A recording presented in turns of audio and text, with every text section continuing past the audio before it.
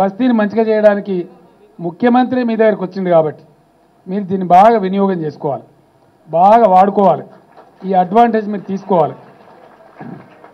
తీసుకున్నట్టయితే 100% మార్పు మీరే చూస్తారు. బ్రహ్మాండంగా రాబోయే 1-2 సంవత్సరాలనే ఎట్లా ఉండే పార్చిగుట్ట ఎట్లయిపోయింది అనే కాడికి మనం తీసుకొని రావచ్చు. జిహెచ్ఎంసీకి 1000 కోట్లు ఇచ్చి మొత్తం మిషన్లు, క్లీనింగ్ మిషన్లు కానీ, ఈ తీసుకుపోయే మిషన్లు కానీ, మీకు రిక్షాలు కూడా మీకు సరిపోయినవి లేవు. డెఫినెట్గా కొన్ని 100 రిక్షాలు కావాలి. ఇంటింటి నుంచి చెత్త కలెక్ట్ చేయాలంటే ఇప్పుడున్న రిక్షాలు చాలు. కొత్త రిక్షాలు కూడా కొనుక్కొద్దాం. క్లీన్గా ఉండాలి. ఏ రోజు చెత్త ఆ రోజుకు ఖచ్చితంగా వెళ్ళిపోవాలి, బస్తీలో ఉండొద్దు. దాని పద్ధతి ఏంటి అనేది ఒకటి చేసుకుందాం. అదంతా నేను మీకు చూపిస్తాను, నేనే ఉండి చూపెడతాను.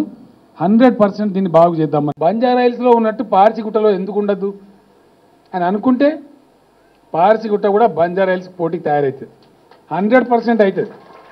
అది ఎవరి చేతుల్లో లేదు, ఖచ్చితంగా మీ చేతుల్లోనే ఉంటుంది. అది నేను రేపు పొద్దున్నే వచ్చి మీ అందరితో నేను ఇంటరాక్ట్ అవుతాను.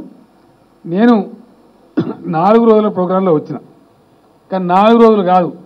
ఈ బస్తీ చూస్తే 4 రోజులలో దీని దరిద్రం వచ్చేది కనబడతలేదు. 10-15 రోజులు ఖచ్చితంగా అన్నీ చూసి గల్లీ గల్లీ నేనే తిరుగుతా. ప్రతి గల్లీకి పోతా నేను కూడా.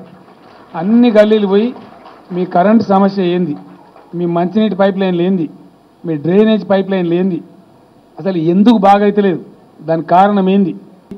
మీ బస్తీని మంచిగా చేయడానికి ముఖ్యమంత్రి మీ దగ్గరికి వచ్చింది కాబట్టి మీరు దీన్ని బాగా వినియోగం చేసుకోవాలి, బాగా వాడుకోవాలి.